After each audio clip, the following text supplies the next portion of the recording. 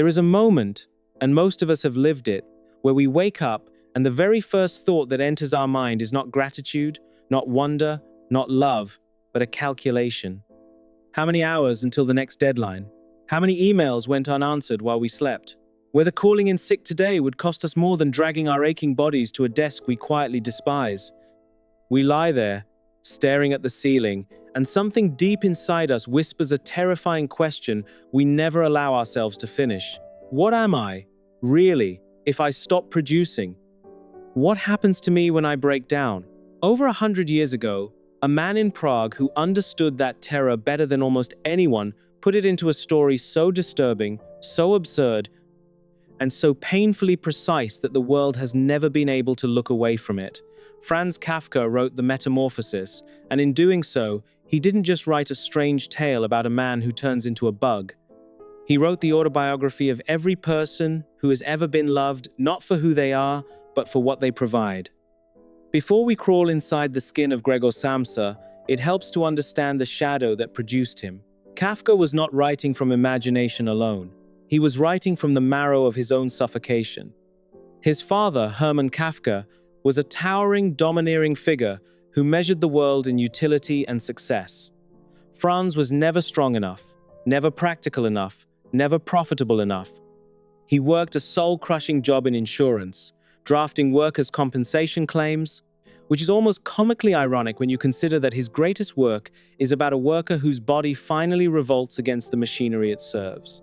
Kafka once wrote in a letter to his father, a letter he never sent, that he felt like nothing in his presence, like a creature undeserving of the space it occupied. That unsent letter haunts the Metamorphosis on every page, because Gregor Samsa does not just turn into an insect. He turns into the thing he always secretly feared he was, something grotesque, something useless, something that takes up space without earning the right to exist. And if we are being honest with ourselves, truly honest, we know exactly what that fear feels like. Think about the language we use to describe ourselves when we are not performing. We say we are burned out, as if we are machines whose circuits have overheated. We say we are running on empty, as if we are engines that need refueling. We say we need to recharge, as if we are batteries. Notice how none of these metaphors are human. None of them describe a living, breathing person with a soul and a history and a longing for meaning. They describe appliances, tools, devices. And what do we do with a device that stops working? We do not sit with it gently and ask what it needs. We replace it, we throw it away, we upgrade. This is not just a cultural metaphor. This is the unspoken operating system of modern life. And Kafka saw it with devastating clarity before Silicon Valley, before LinkedIn productivity gurus, before the phrase rise and grind became an aspirational mantra. He saw that the moment a person stops being economically functional, the world does not pause to mourn them. The world simply reorganizes itself around their absence and moves on. This is precisely what happens to Gregor Samsa. Let us sit with the opening of this story, because it deserves more than a passing glance. Gregor wakes up one morning and finds himself transformed into a monstrous vermin. The sentence is famous, nearly universally quoted, but what is often overlooked is what Gregor does next. He does not scream, he does not weep, he does not call for help or question the nature of reality. He looks at the clock and thinks about how he is going to be late for work. Read that again and let it settle into your chest. A man wakes up as a giant insect, and his first concern is missing his train. This is not absurdist comedy. This is the most realistic depiction of modern work addiction ever committed to paper.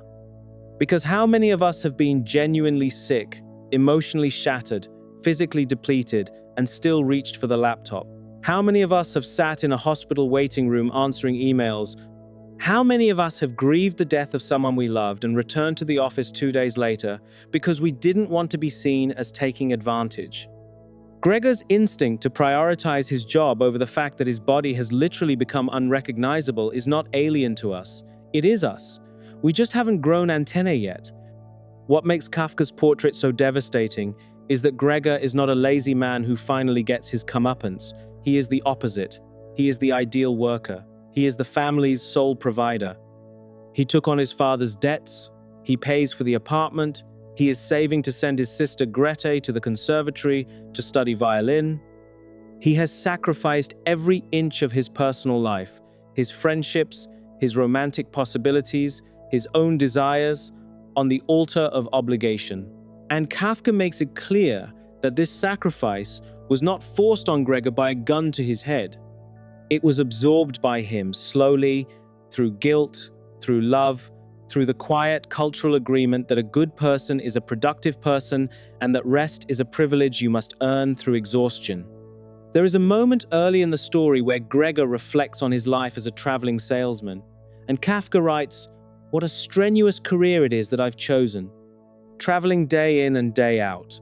He hates his job. He finds it draining, lonely, and meaningless. But he keeps going, not because he loves it, not because it fulfills him, because people depend on him, and he is confused being depended on with being loved." This is the illusion that Kafka exposes with surgical precision, and it is the same illusion that keeps millions of us trapped today. We believe, often without consciously realizing it, that if we just work hard enough, sacrifice enough, give enough of ourselves, the people around us will see our worth and love us for it. We mistake exhaustion for devotion. We mistake burnout for proof of our commitment. We think that if we collapse under the weight of everything we carry, someone will rush to catch us, because look at how much we have given. But the horrifying lesson of the Metamorphosis is that no one rushes to catch Gregor. The moment he can no longer provide, the love begins to curdle. And it curdles slowly, which is almost worse than if it vanished overnight. At first, Grete, his beloved sister, tries to care for him. She brings him food, she cleans his room, she even moves the furniture so he can crawl along the walls, which is one of the most heartbreaking acts of compassion in the story because it acknowledges what Gregor has become without trying to fix him. But even Grete's love has a shelf life. Over the weeks, her visits grow shorter. The food she brings becomes leftover scraps rather than carefully chosen offerings. She stops seeing Gregor as her brother and begins seeing him as a chore, then a problem, then a threat. His mother cannot even look at him without fainting. His father, the man whose debts Gregor worked to repay, attacks him with apples, lodging one in his back where it festers and rots. Think about that image.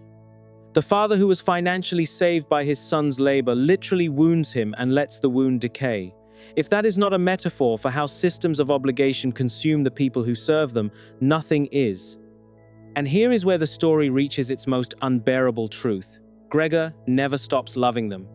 Even as his family retreats from him in disgust, even as they take in boarders and begin treating him as an embarrassment, even as Grete finally says aloud what everyone has been thinking, it has to go. That's the only solution. Gregor does not rage. He does not rebel. He accepts it. He crawls back to his room. He thinks of his family with tenderness and love. And he dies. Kafka writes that Gregor's body was completely flat and dry, as though he had been slowly drained of everything, not just life, but substance, identity, being. He dies not with a dramatic cry, but with a quiet deflation, the way a balloon loses air when no one is watching. And the morning after his death, the family goes on an outing. They take a tram to the countryside. They talk about the future.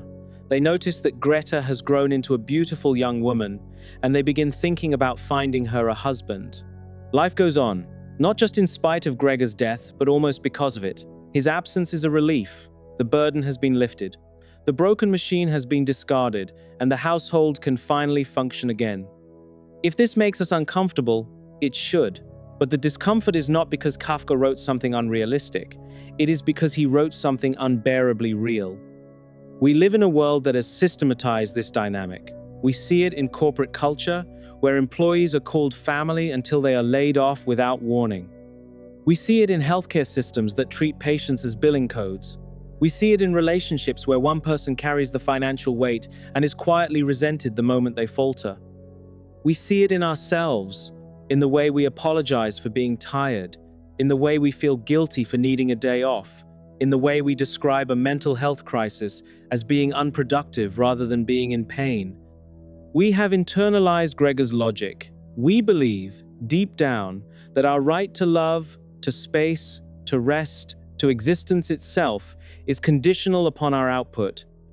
And the most terrifying part is not that the world taught us this. The most terrifying part is that we agreed. But here is where I want to gently push back against the darkness. Because Kafka's story is a warning, not a prophecy. It shows us what happens when we do not question the contract. It shows us the end game of a life lived entirely in service to utility. And by showing us the end game, it gives us something invaluable, the chance to see the cage while the door is still open. Because Gregor Samsa never had a moment of awakening. He never turned to his family and said, "I gave you everything, and it was not enough, so I am choosing to give something to myself." He never sat with his own transformation and asked what it might mean beyond its horror. What if the metamorphosis was not a punishment, but a rebellion of the body against a life the soul could no longer sustain? What if the insect was not a degradation, but a desperate, inarticulate scream from a man whose humanity had already been taken from him long before his body changed shape? Kafka leaves this open, and that openness is the crack through which the light gets in. We do not have to wait until our bodies revolt to hear the message. We do not have to collapse on the floor of our apartment, unable to get up, unable to explain to the people who depend on us why we cannot move, before we ask ourselves whether the life we are living is actually ours. The metamorphosis that matters is not the one that turns us into something unrecognizable. It is the one we undergo so slowly that we never notice it happening. It is the metamorphosis from a person into a function, from a human being into a human doing, from someone who exists because existence is inherently worthy into someone who believes they must earn the right to take up space every single day.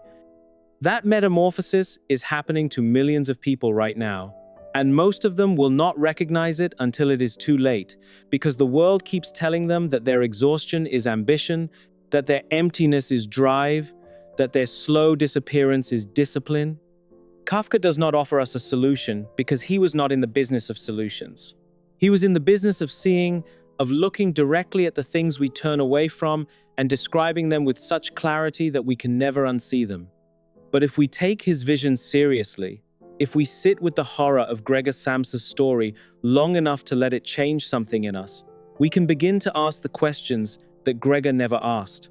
We can ask whether the people who love us would still love us if we stopped being useful. And if the answer is no, we can grieve that, because it deserves grief, but we can also begin to build a life where our worth is not a transaction. We can ask whether the job that consumes us is worth the person it is consuming. We can ask whether the guilt we feel for resting is truly ours, or whether it was placed in us by a culture that profits from our inability to stop. This is not about quitting our jobs or abandoning our responsibilities. It is about something far more radical than that. It is about believing, in the face of everything that tells us otherwise, that we are not instruments, we are not tools, we are not appliances that can be upgraded or replaced when our performance dips. We are people, fragile, finite, aching, beautiful people who deserve love that does not come with an invoice attached. And if the world forgets that, if the systems we serve forget that, if even the people closest to us forget that, we must not forget it ourselves. Because Gregor Samsa forgot. And by the time he remembered, he was already lying on his back in a dark room, thin and dry, with an apple rotting in his shell, and no one left who could see him as anything other than a thing to be swept away. So the next time we wake up, and the first thought in our head is the deadline, the task list, the obligation, the performance, maybe we can pause for just a moment. Maybe we can lie there and take one breath that belongs to no one but us. One breath that is not optimized, not monetized, not scheduled. One breath that exists simply because we exist. And in that breath, we can remember something that Kafka knew, something that cost him everything to write and that costs us nothing to receive. We are not the labor we perform. We are not the money we generate. We are not the function we serve. We are the person underneath all of it, the one who has been waiting quietly, patiently, perhaps desperately to be seen, not for what we do, but for who we are. And that person, no matter how buried, no matter how exhausted, no matter how close to disappearing, is still there, still human, still worthy, still alive. And that, in the end, is the metamorphosis that matters. Not the one that turns us into something monstrous, but the one that turns us back into ourselves.